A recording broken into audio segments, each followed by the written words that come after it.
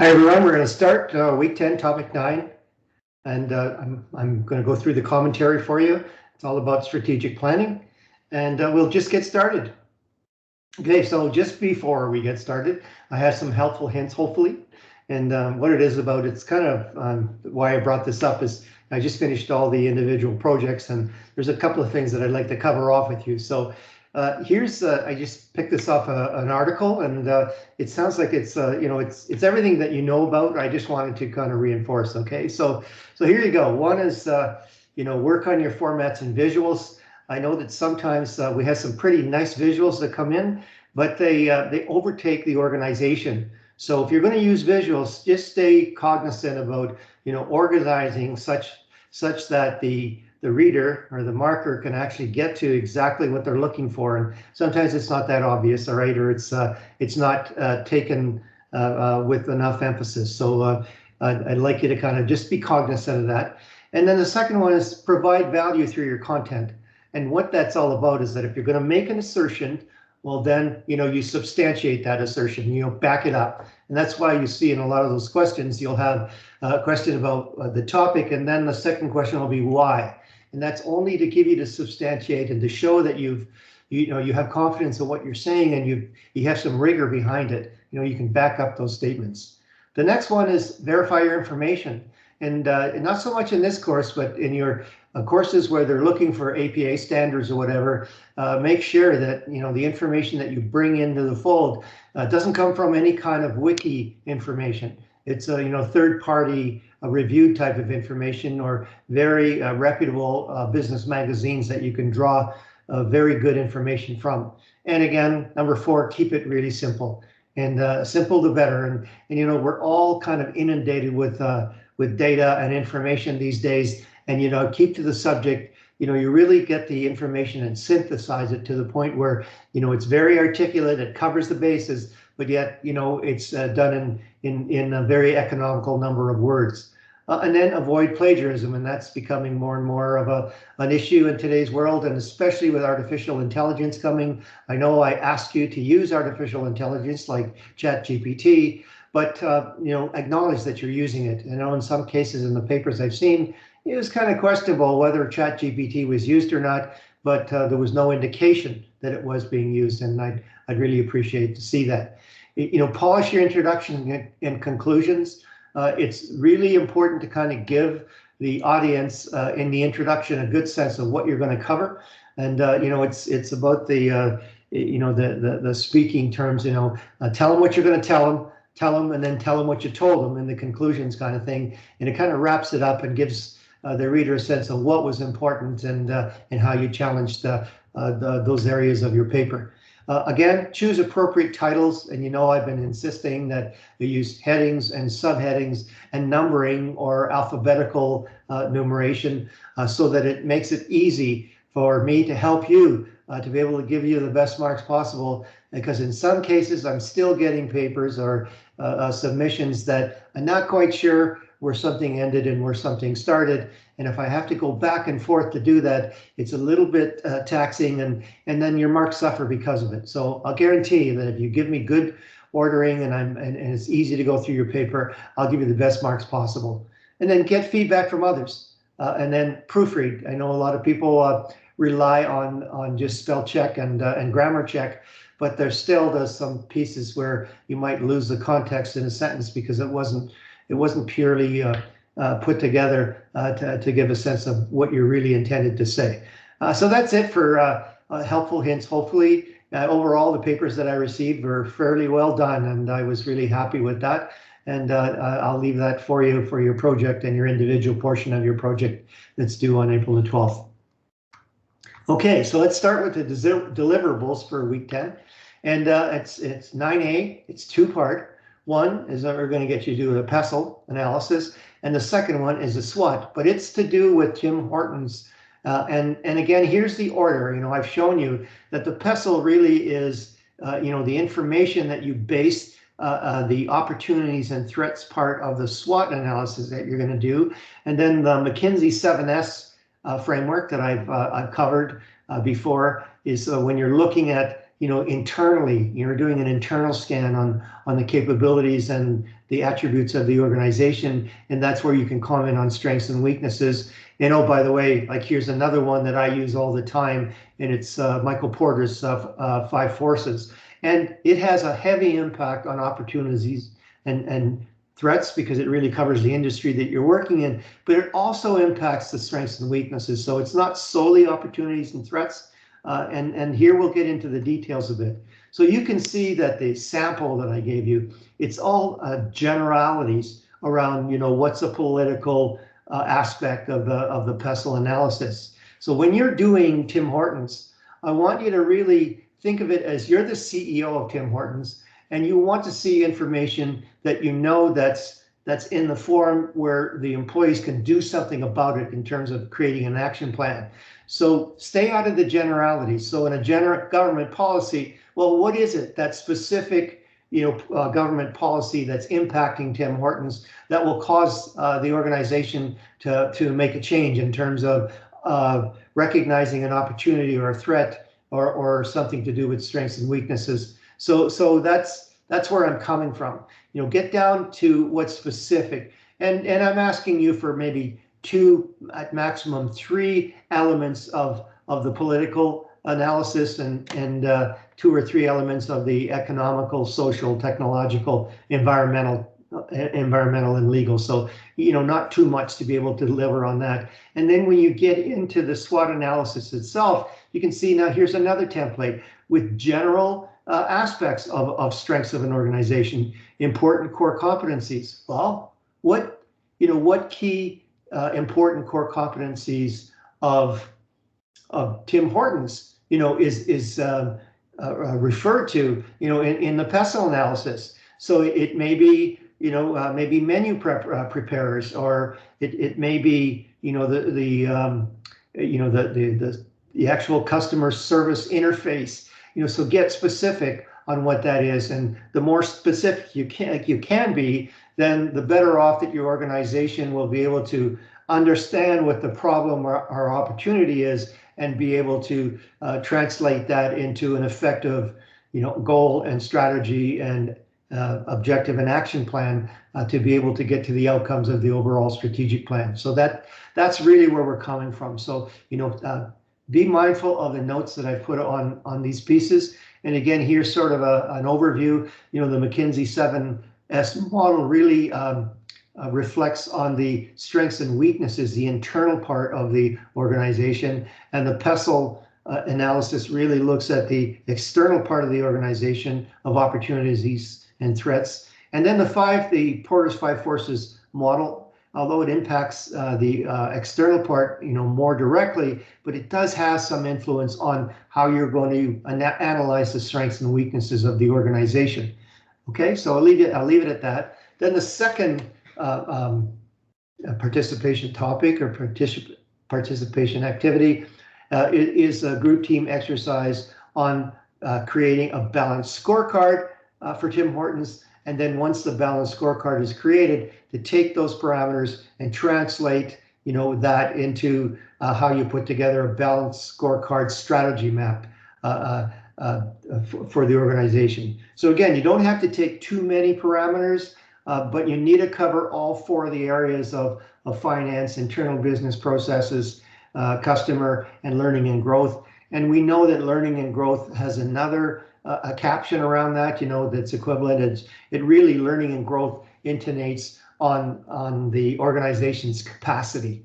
Okay, and that's really what you're trying to improve, in a strategic plan, related to a balanced scorecard strategy map. Okay, so again, just to know that these in the actual presentation of the commentary, they're pictures. So if you clicked on this right now, you wouldn't get to the template I'm talking about. You go into the Blackboard topic, and then you find that assessment post, and then you can click on that link, and it will get you to the templates. Okay, so here's the second piece. So now that you have the balanced scorecard created, I want you to pick up on the key goals of the organization in those 4 categories, And you can see that it starts from organizational capacity, and then each one supports another as it's going up. So improvements in internal capacity in terms of learning and growth, drives internal business processes. Improvements in internal processes then drives customer and stakeholder satisfaction. And you can see, and then all of these, then ultimately impact improved financial results. So that's the way I should see these arrows on how they come together, and no more than 3 goals on each area, just to kind of make it, representative and then not too onerous for you. Okay, so why do we need a strategic plan? Well, really, look at the highlights that I'm showing you. Look at some of the emboldened text that I've used. But a company needs a strategic plan to create competitive advantage, and then understand that the timeline or the life cycle of the strategic plan, it's a time of developing, deploying, and declining. And you can see that, that's why you need to renew a strategic plan just about every year, and test your assumptions each time to make sure that, are they still valid? And if not, you replace them, or do they need to be recalibrated to reflect the new reality, of the coming years, right? And again, you're going to follow the sequence. You develop, it develops the organization, you deploy those plans from the strategic plan, and then the organization then will start declining based on how it interprets that over time, right? Okay, and here's some components. Well, cost leadership and differentiation. We're going to talk about that in Michael Porter's generic strategies. That's one piece. First mover advantage, time-based advantage, technology advantage, strategic alliances. You mean they're all enablers for creating competitive advantage in the strategic plan. And let me talk about first mover advantage. If you want to find a strategy, that really reflects first mover advantage, you have to take a look at Blue Ocean Strategy by Kim and Mulburn. And really what that book is all about is finding strategies to go into uncontested markets. That's essentially first mover strategy, first mover advantages. And then it gets you out of the red ocean, where the sharks are just going after each other. And if you're in uncontested, well, then there's nobody to compete with initially. But once they see how successful you are in an uncontested market, you'll sure to have organizations join you because they want a piece of the action.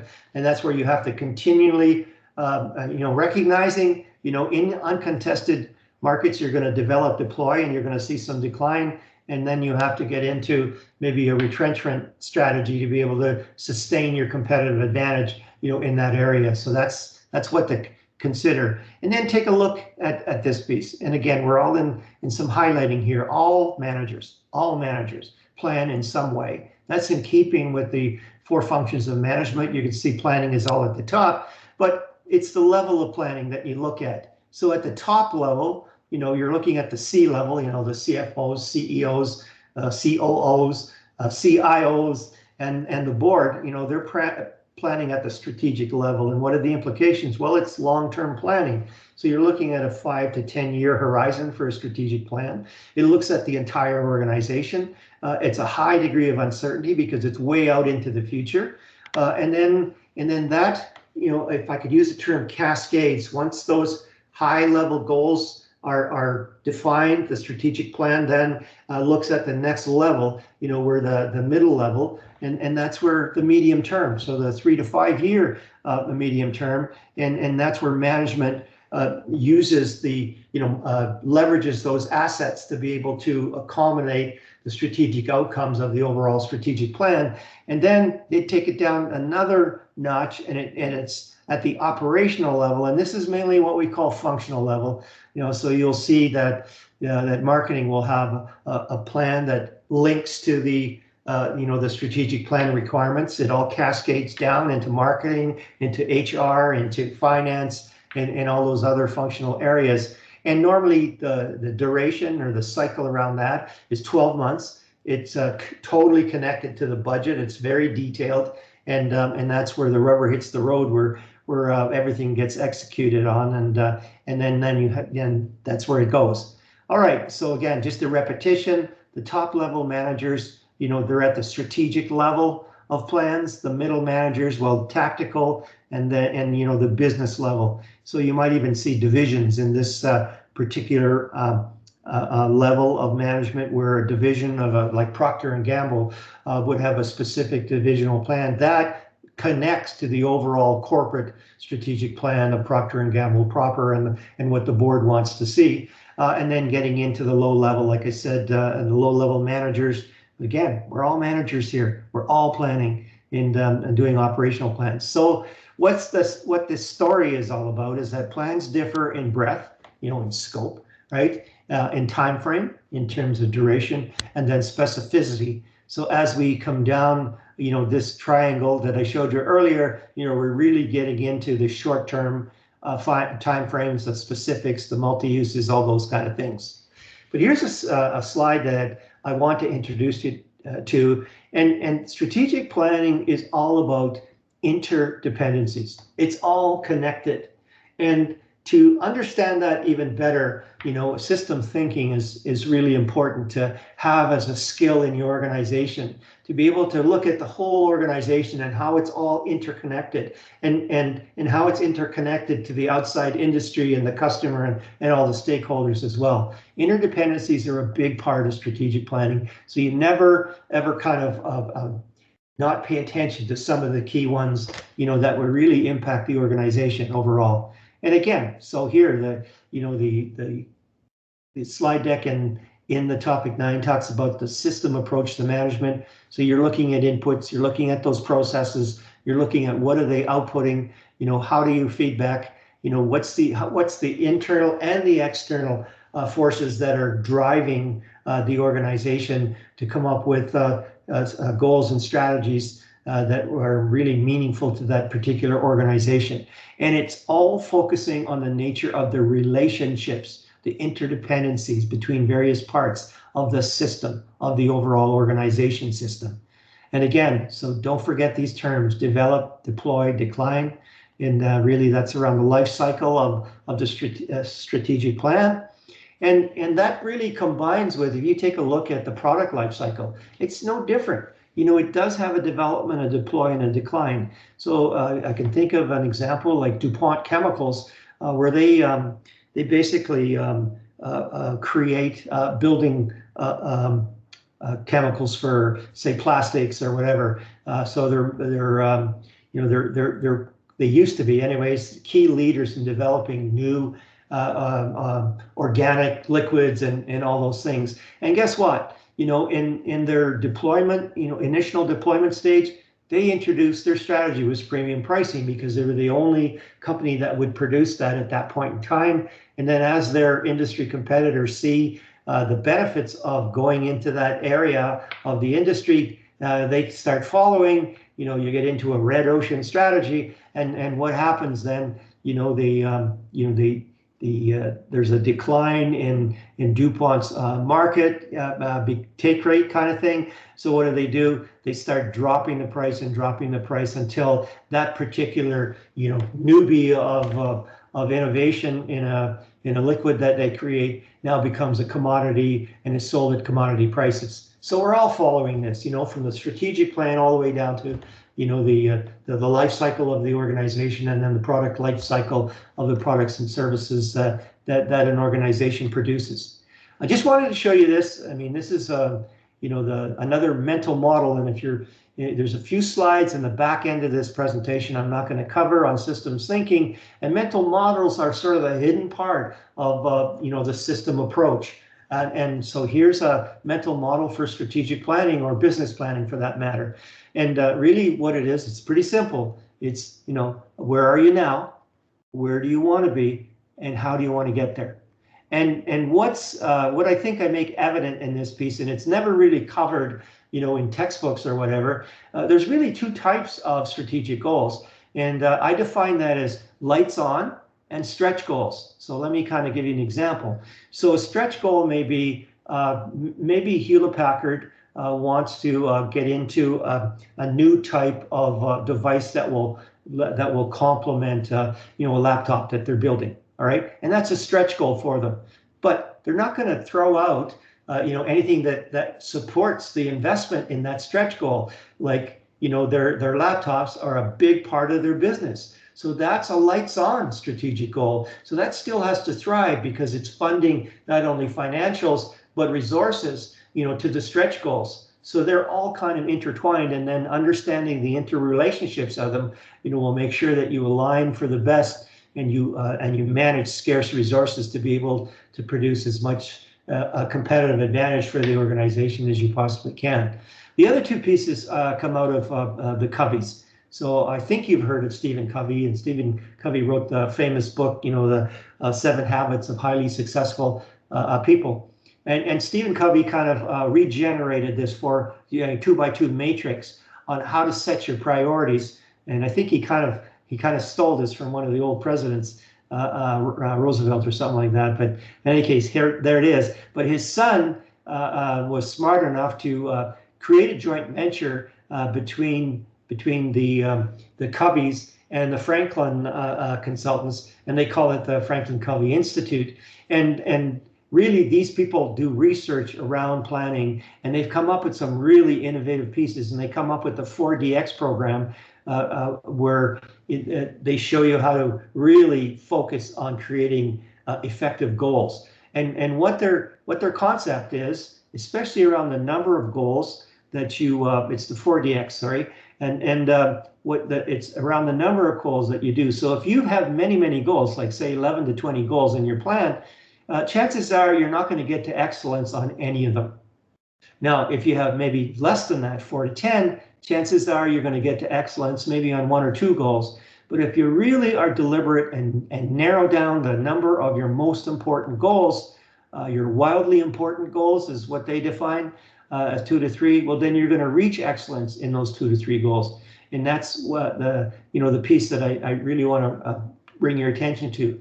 But having said that, if you take a look at organizations, take a look at this matrix. So this, the Y axis on this is from not important to very important, all right? And then not very urgent and not urgent, okay? And so that normally organizations are in this quadrant, very important and very urgent. And it kind of makes sense, but they have to dedicate some time to areas that are very important but not urgent. Why? Because they want to develop, the future. And if they're not looking to the future in today's world to get ready for it, then they'll never get there. And that's some of the problems. The organizations never get to the overall outcomes that they described in their vision because they're too busy fighting the alligators and not draining the swamp, so to speak. And they should be spending 30% of their resources and time in stretch goals that will impact the future success of the organization. So that's what that's all about. Okay, so we can't lose sight of where does this come from? Our goals have to be mapped back to the vision and the mission and the core values of the organization. It has to all kind of fit. It can't be the bright and shiny object syndrome where people are going out and picking, oh, this looks really interesting, why don't we do this? You have to come back and say, how does this fit with our vision? How does this fit with the mission? How does this fit with who we are? And that's really key. So the strategic plan needs to align organizations' mission, vision, and value, with everything. So just let's stretch that out a little bit. And here's another one of my mental models that I created in my little company called Crytel. And you have this continuum of vision, mission, goals, objectives, and so on. But there's 3 key components in here that I think are so vital. One is, what is your value proposition? What is it that keeps your customers awake at night and you have a solution for? That's your value proposition. And then what is your strategy to be able to execute on that value proposition? And then lastly, what's your business model that will support that strategy in terms of resources and capabilities?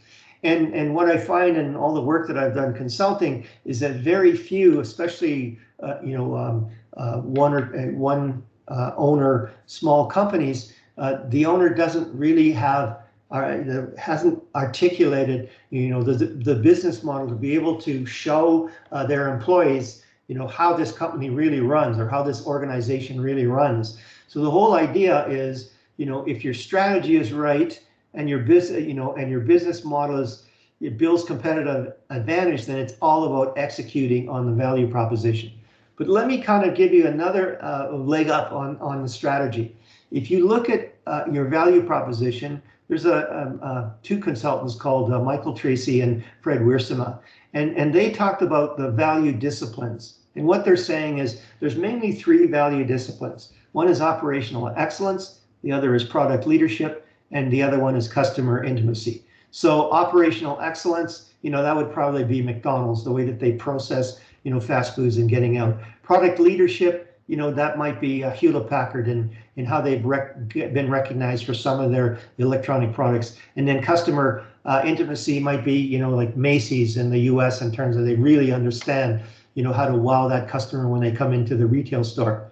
And what Tracy and Wiersema say is that pick one, because if you try to do all three, you just don't have the resources and capabilities to do all three, and then your efforts are diluted. You pick one, and then the other two, you maintain the level of performance at the level of the competition, so that you're not losing any customers because there's certain things that are important to other customers and not necessarily your lead strategy. But what does it do? It predetermines what your overall strategy is going to do, and there's a straight line from value proposition all the way through to executing and making the organization successful in terms of the outcomes that are prescribed or directed by the vision of the organization, right? So that's where that is. Okay, so getting back to strategic management, it's formulating, implementing, evaluating cross-functional decisions. I keep on talking about alignment. I keep on talking about, interdependencies. And that's where you get the power. You get the power through alignment.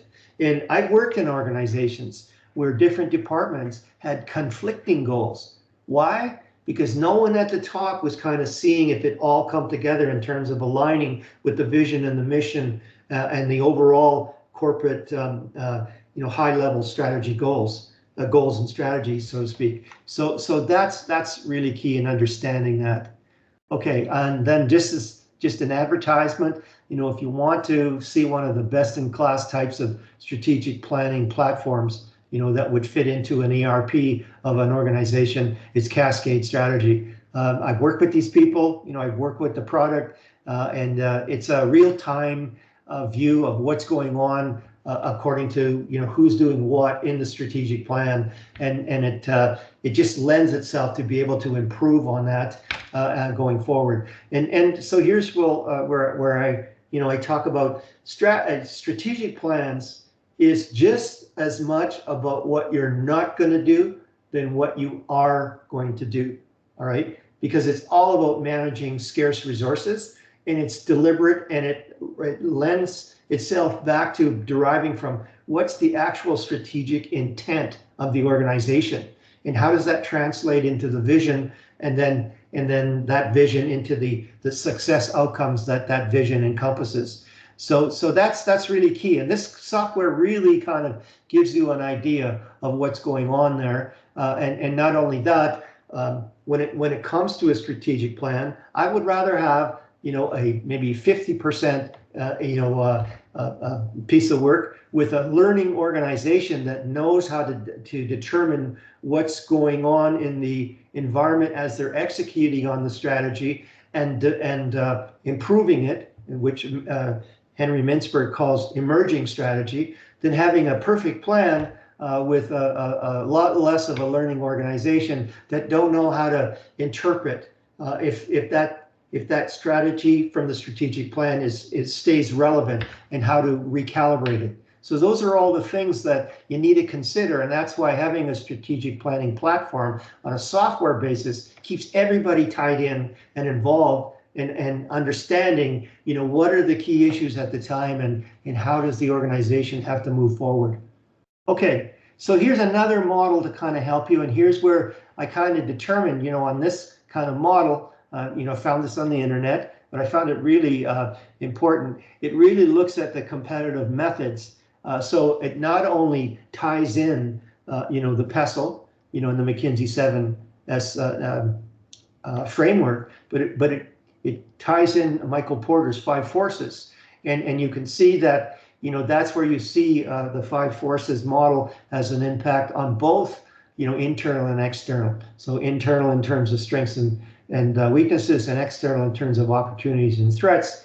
And you can see how this impacts, overall doing that analysis, that SWOT analysis to affect the, in this model it says long-term objectives, but let's call them goals, and then which translate or cascade down into short-term, and which I call strategic objectives, and some organizations call short-term objectives. And then, what gets measured gets done, and there's this reiteration to be able to revise that plan. Just wanted to show you this. When I work with smaller organizations that haven't done strategic planning before, I talk to them in terms of building a strategic house.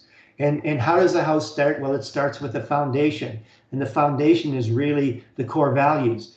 And then you break down what you're looking at, and that's chunking down the, what's encompassed by the vision in terms of focus areas, and then you determine critical success factors, which I will talk to you about in later pieces, and then that supports, the goals of the organization, the strategies below those goals, and then, supports the mission and the vision. So that's where that comes from. But here's another piece of highlighted yellow that you should pay attention to, and let's look at the steps for the process. I always kind of thought, well, you start an environmental scan, when you start doing strategic planning. Not, all right? You start by looking at where are you now? Evaluate the current performance. It's the very first step. Don't forget that, right? Then you do, that gives you perspective, context on where are you, as a baseline in terms of where the environment is at and where it's going, and what the future trends are, what's trending now and where is that going. And then that allows you to do, a more comprehensive SWOT with more context, and get to a better determinations on what your strategic issues would be, to be able to then formulate goals to deal with those strategic issues. And again, the 6th step, track performance. What gets measured gets done, and that translates into key performance indicators that are depicted in a balanced scorecard. And then, as I said earlier, in the strategy map, you start from, capacity building of the organization, which is learning and growth. You look at those objectives on how they're the foundation for improving internal processes, which is the foundation for, dealing with the customer, which is the foundation for making money, right? So that's what it's all about. And never forget about triple bottom line, where you have social and environmental responsibilities to deal with in today's world. Okay, so here's a kind of flow that I've created, in my small business. But again, here's the starting point again, where you evaluate current performance results. Here's where you use the PESTLE and 5 forces model to look at the environmental scan in terms of PESTLE. And you review the capabilities inside the organization, and then you use McKinsey 7S, and also there's implications from the 5 forces model in terms of where are you in terms of weaknesses and strengths, according to the competition in your industry or the competition just down the street, right? And then you get to the point where in a lot of cases the plan is set from a year before. You review, is the mission and the vision and the goals still relevant? And then you do this evaluation, get into the goals and strategies and what I call objectives, or shorter term goals, and that leads to plans and programs that will get to the overall outcomes of success for the strategic plan. Okay, so from a timeline point of view, here's a model that I put together that kind of shows you the first part of the strategic planning process is providing a situation analysis. And where are we now not only includes the PESTLE and the 7S, but it's where we came from as well. How did we get here? And that really tells you what you're going to keep and maybe what you're not going to keep to be able to address the new realities in the internal and external environment, to then finally get into phase 2, which is the strategy formulation. The vision and mission is just as much of the strategy as the goals and the actual explicit strategy determinations that you create in the plan. And then it's all about implementation, and then what gets measured get done, to be able to see right there in the balanced scorecard what's going on at the board level, and the executive level, and middle managers level, and so forth. But here's another layer to show you that beyond the vision, the mission statement drives the overall strategic goals that drive that cascade into the middle management tactical goals, that cascade into the the lower goals and plans, and then down into the objectives that drives the programs and projects and plans. Okay, and so it's all a process of cascading, from higher level, and sometimes a lot of people use the elevation level, so they'll say, in non-metric terms, the company goals are at the 100,000 level foot, and then the department goals are at that maybe 50,000, and then the functional goals are at the 20,000, and then the project goals, say, would be at the 10,000 foot level, and that's the way to kind of look at it. And then what is it, in strategic planning? Well, how are you going to measure success? And that's where KPIs come in. And that's where creating the right type of goals come in as well. And I think there's not enough emphasis in that. And that's why I brought in the Franklin Covey piece of the 4DX. And I'll cover that just briefly at the end to kind of give you some sense. How do you use your resources? How do you need to meet specific milestones? And then there's a whole pile of benefits. And just defining a company's vision, mission, and future goals. What are you doing? Well, you're directing the followers. You're showing that direction. You're engaging them to see themselves as part of that shared vision going forward. And you're improving coordination. It's all about communication. It's all about how every employee in that organization, no matter at what level, how they see themselves in relation to what they do, to what they need to do for the overall outcomes of the strategies that are in the strategic plan. And I think I've mentioned this before, but research shows there's only really 9% of North American workers can actually interpret what they're doing that has an impact on the strategy of the organization. They don't see that connection. And a strategic plan is the first communication element where you can engage them and show them how they all connect, and why it's so important to do what they're doing, and how their outcomes impact the overall outcomes of the organization. Okay, but there's limitations. I mean, if you looked at, what I did, say, at TELUS for, I can't remember, it was a $13 billion corporation at the time, to, a smaller owner-operator company. Strategic planning has huge costs. If you can go way out there, but it's better to do it and maybe at a lower capability than not do it at all. And the process is somewhat complex, and people have to be educated right across the organization to understand what these elements are all about and how they all interconnect. And success is not guaranteed. You could come out with a key strategy that was well researched, but somehow there's a new force in the external environment which makes it irrelevant, those kind of things. And how are you successful? Buy-in, continued commitment, absolute, allocate sponsorship, and allowing those resources to be allocated, as needed, and then all about alignment. And I'm a big proponent of alignment. I think you're getting that by now. All right, so in the environmental scan, it's the political, economic, social, cultural, technological, environmental, legal conditions. And guess what? You can see triple bottom line in here as well, right? And that's really what you have to do.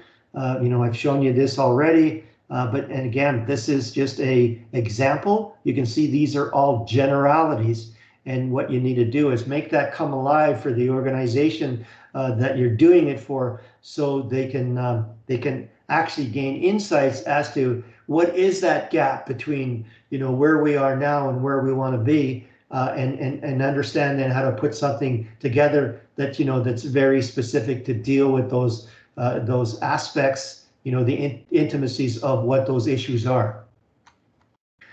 Here's the template that I talked about.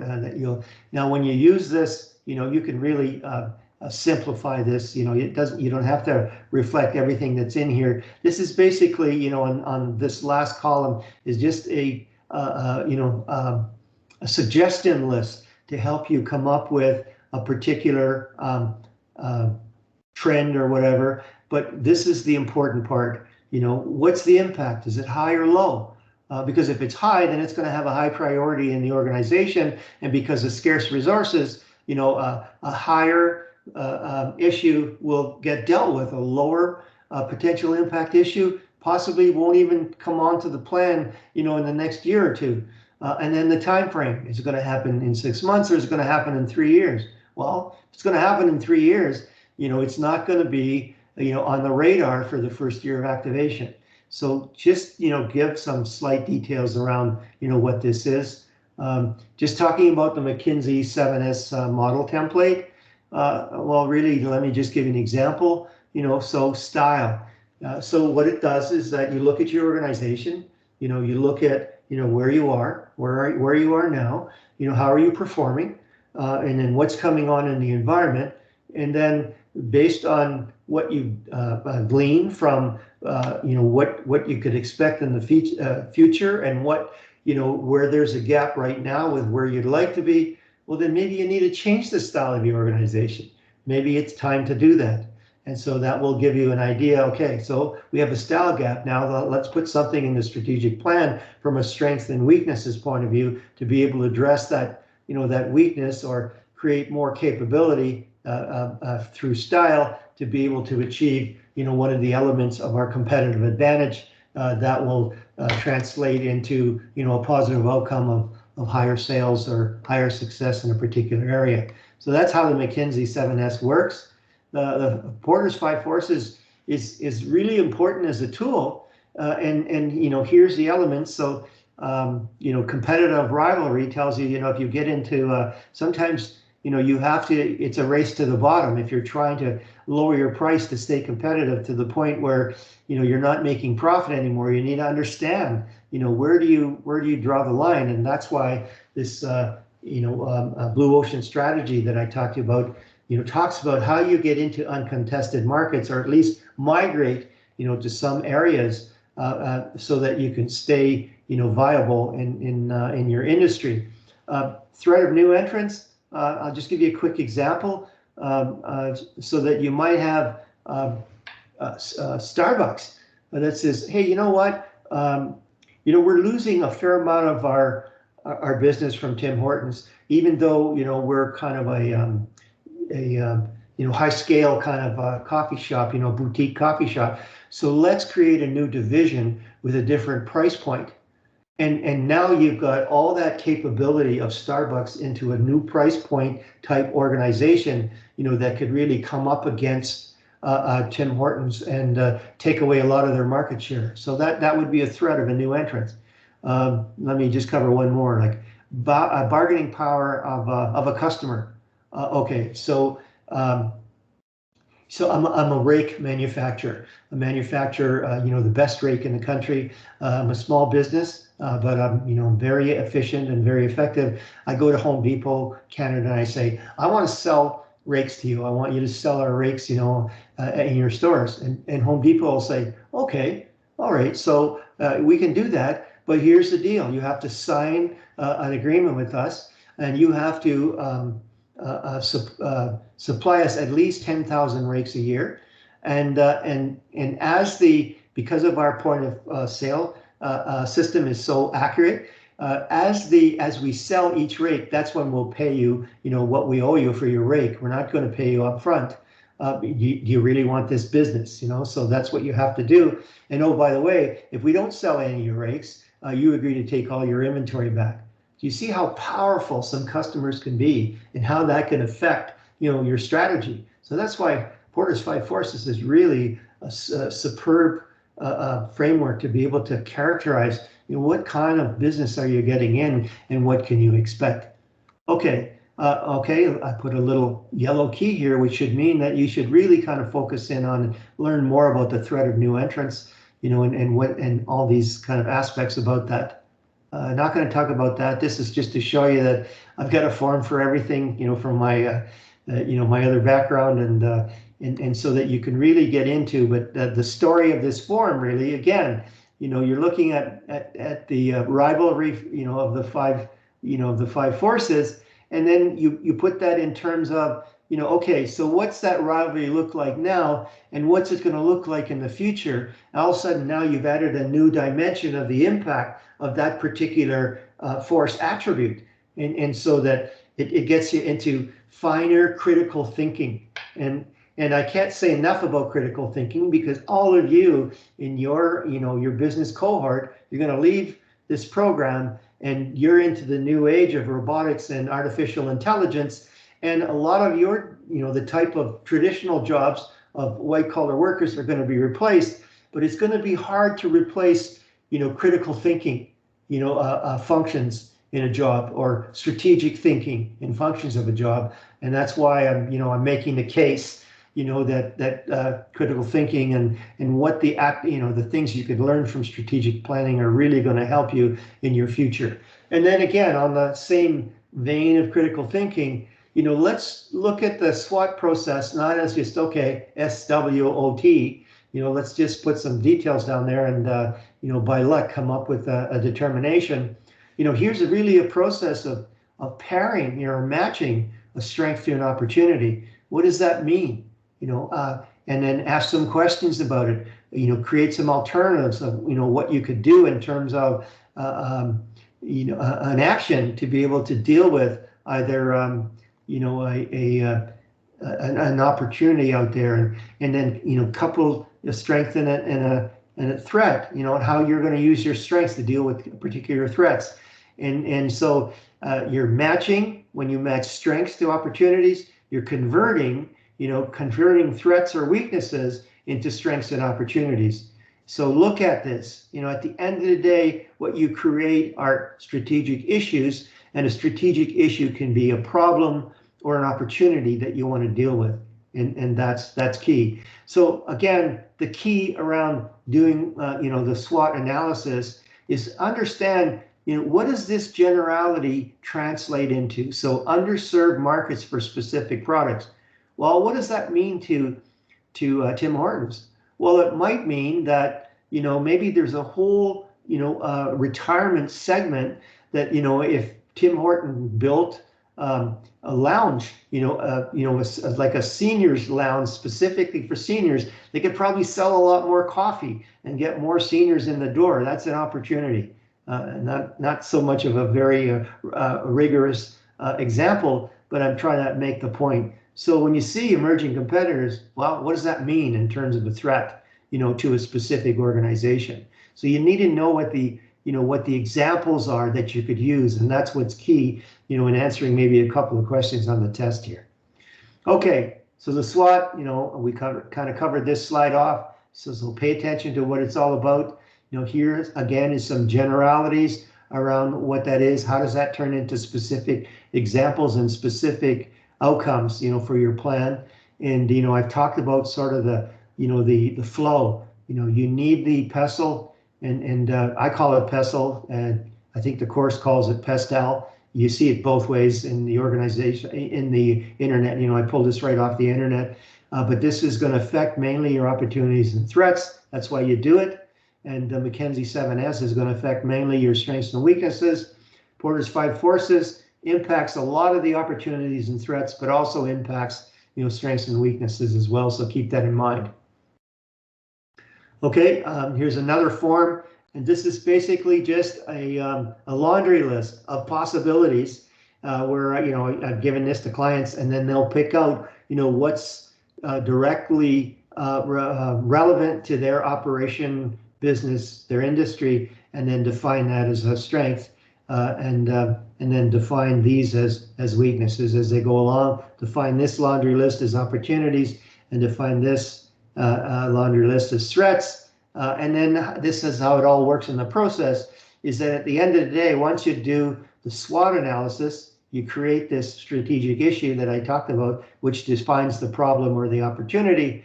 And then from there, you flip that into, a key goal to deal with that problem. And then you narrow that down to 1 or 2 or 3 sometimes strategies on how you can focus and provide, tactics or plans to solve that particular goal that solves that problem. Okay, so that's what I wanted to cover there. And again, just showing you, how you need to, work up from your common beliefs to, the culture that you have. It all has to align. And again, when I was at TELUS, when we got to create, a goal, we would go all the way back and say, does this align with the vision? Does this align with our core values? Does this align with the mission of the company? And then if it didn't, we'd rejig it to be able to make sure that it all fits. All these interdependencies are taken care of, and then you have alignment of internal forces to be able to execute on that, and instead of having mishmash. So here's this little piece around the 4DX piece around the Franklin Covey Institute. I'd recommend just have a key look at this, on what this is all about.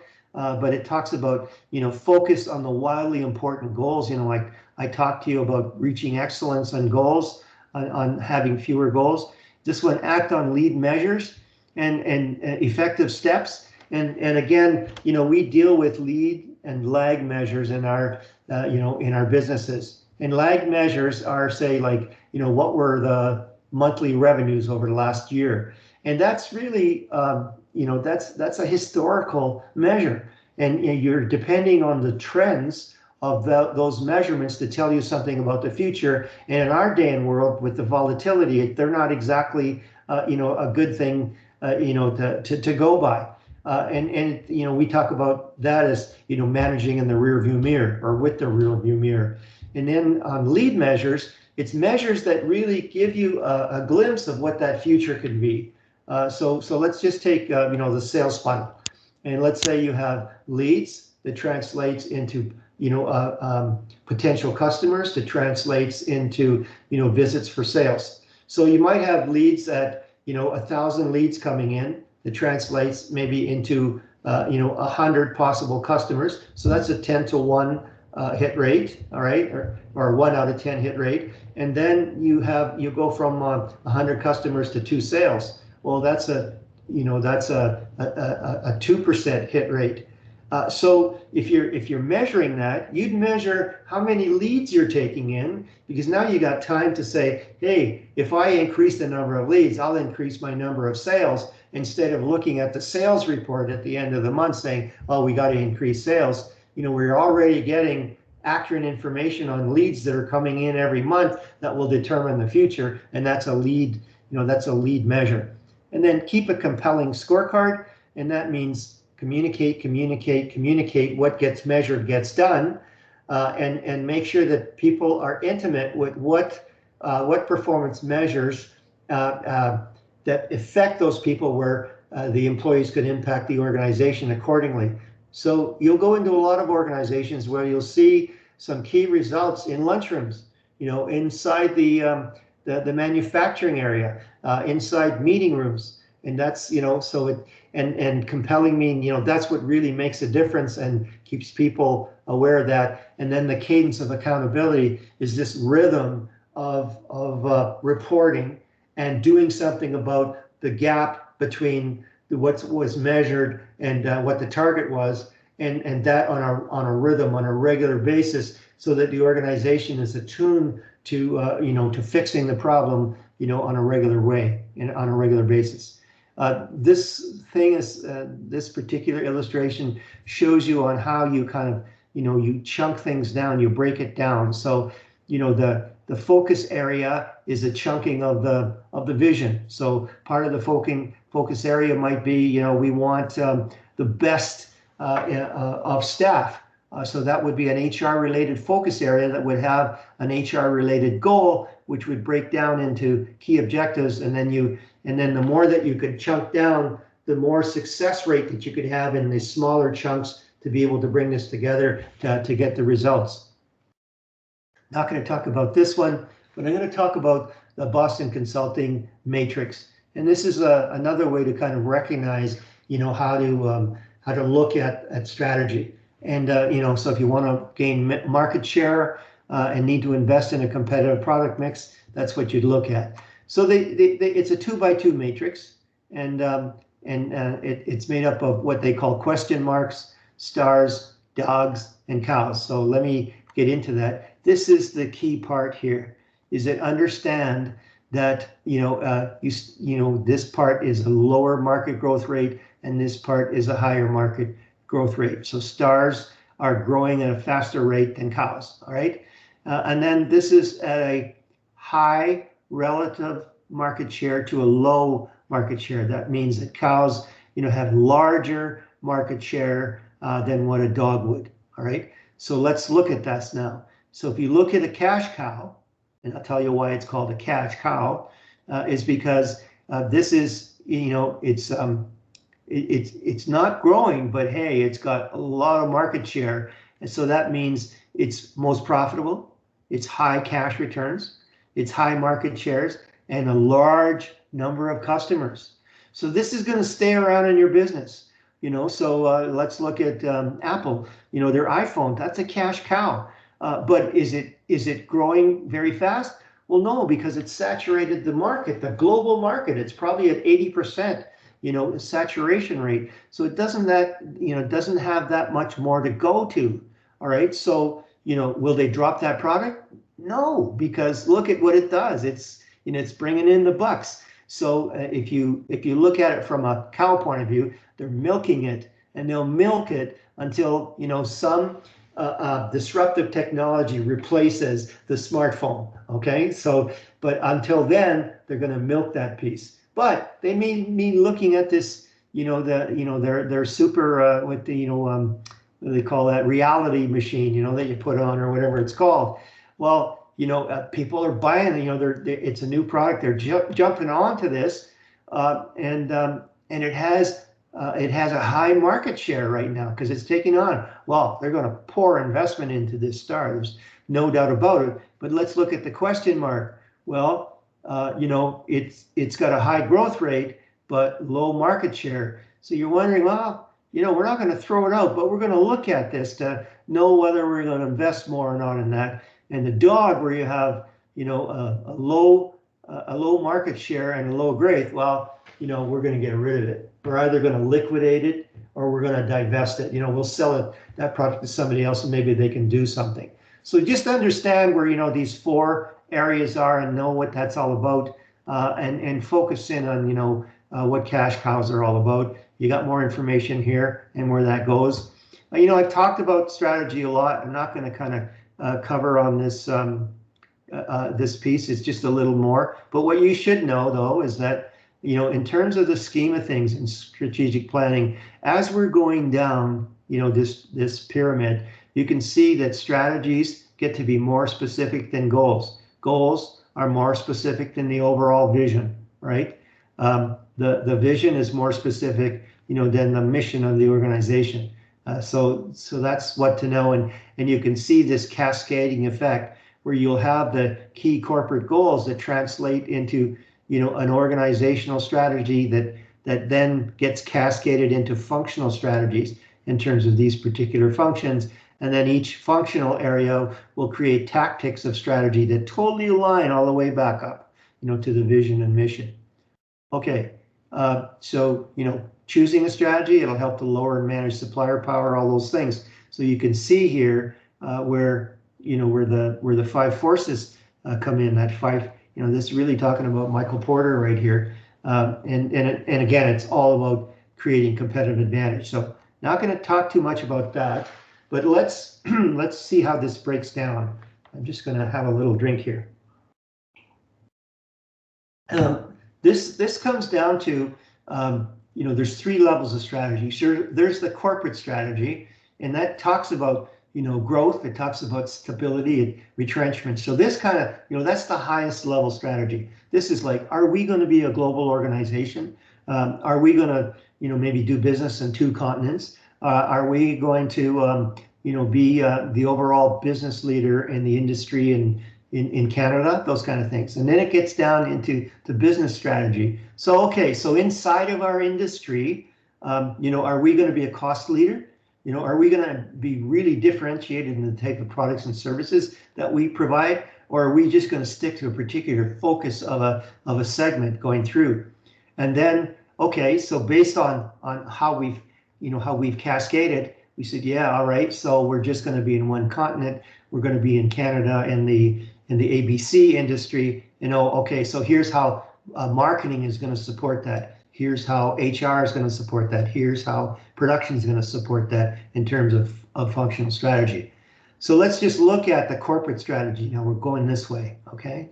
So you have growth strategy, you have a stability strategy, retention strategy. So growth, yeah, just what it says. Hey, we're going to expand, maybe globally. Stability, hey, you know what? We're going to really be the best in our industries. And that's what our focus is going to be. So if it means not going into Europe, that's what it means. And then retention strategy, okay, we want to just keep what we have, and we want to do what we can there. Okay, so let's look at corporate strategies in terms of growth strategy. So there's concentration. So what's concentration? Well, let me try to give you an example around that. So I think when, and I don't know the numbers, but I'll just make them up here.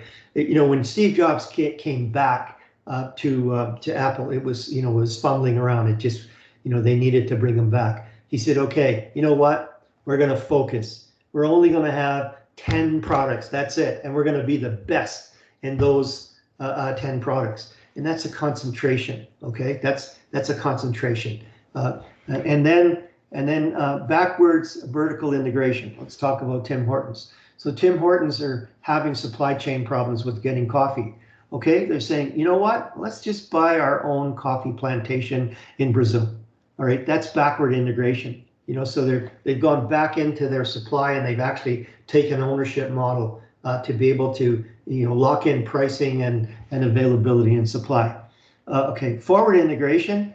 Okay, we're not selling enough coffee here at Tim Hortons. What we're going to do is we're going to create kiosks in supermarkets and overall malls, and so that's it's a forward integration. So we've got more retail operations that spread out our product. Horizontal integration.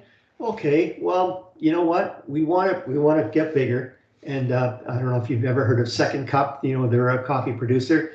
Yeah, we're going to buy out Second Cup. So we'll do an acquisition, and that's horizontal integration. Okay, related diversification. Okay, so we're Tim Hortons. We're selling coffee. We're selling fast food stuffs. And you know what? Those type of customers, they don't really like to cook.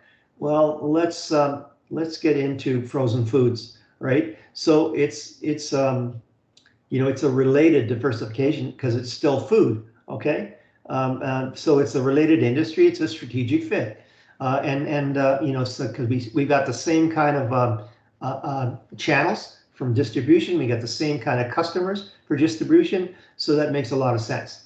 Then the unrelated diversification, a good example is Google. So Google really is in the information business, but what do?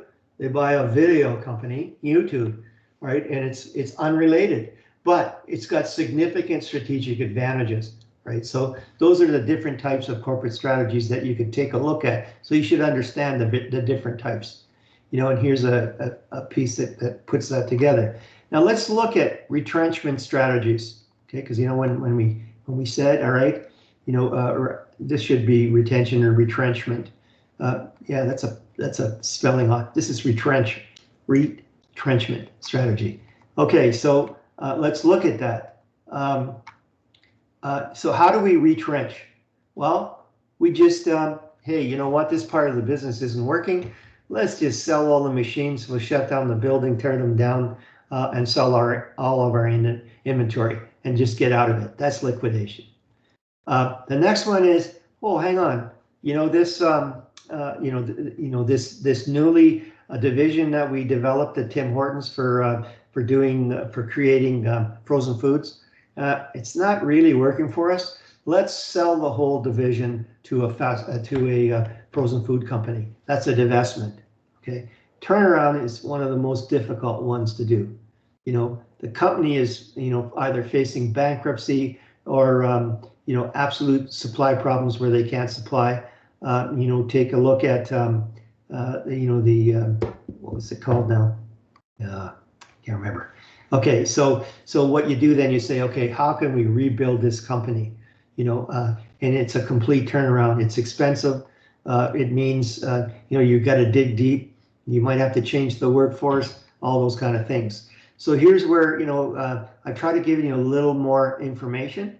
So here's an example of a turnaround.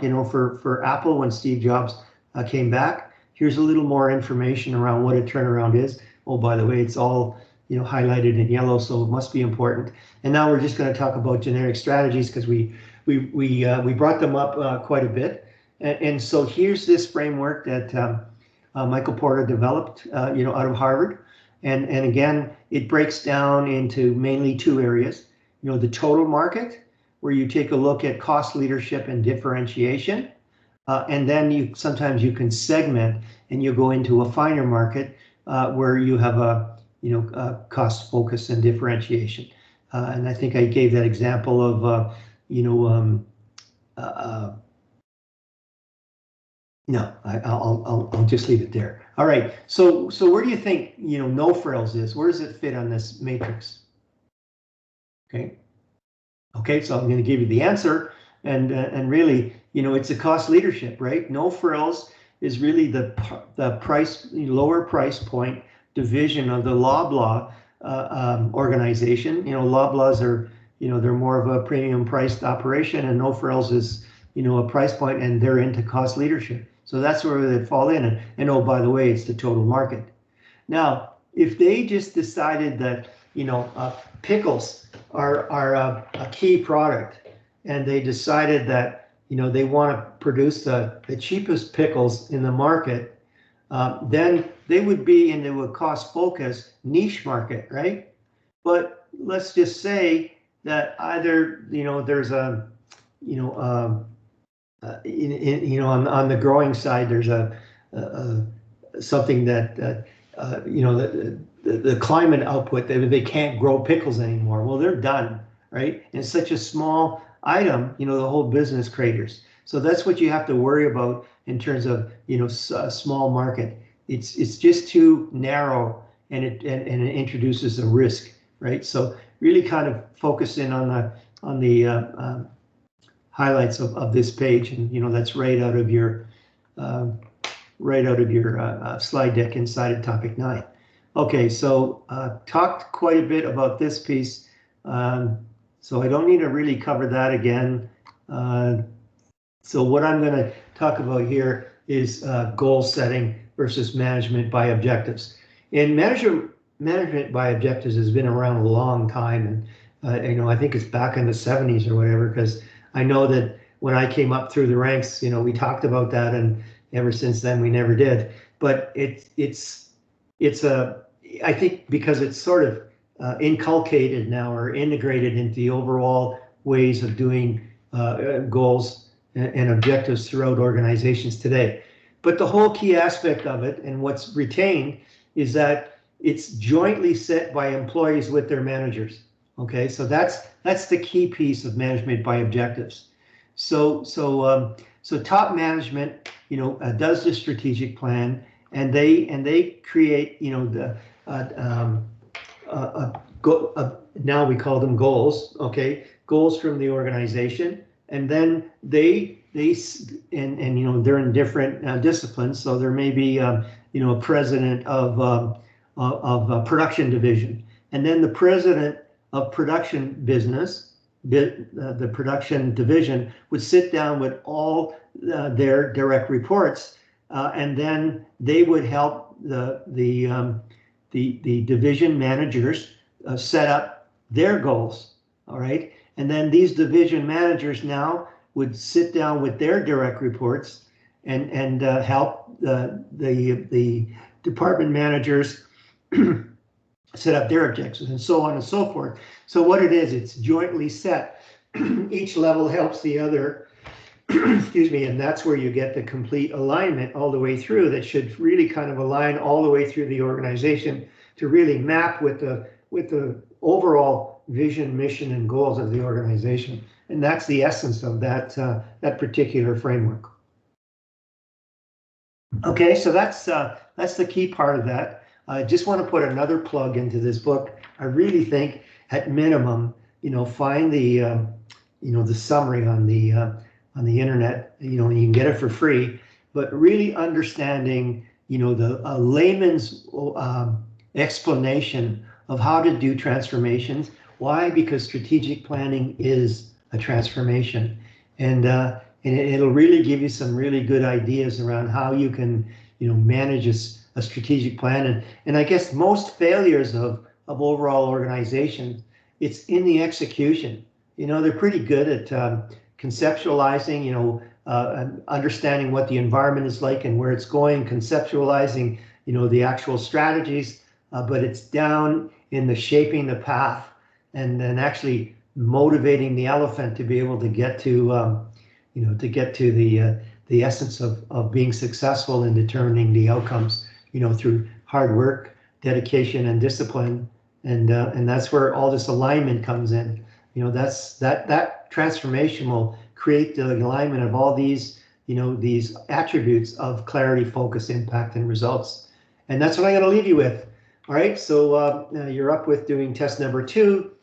This topic number 9 is part of test number 3. So please be mindful of the highlighting and the hints that I'm providing, and then the insights that you can derive from how this all connects together.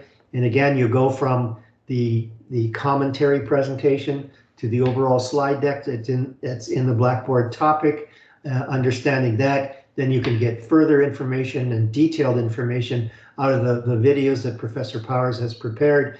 And then last but not least is read the chapters that are related to each topic that you could find in the course outline that's posted in this Blackboard piece. Okay, so I wish you well, and we'll talk to you soon.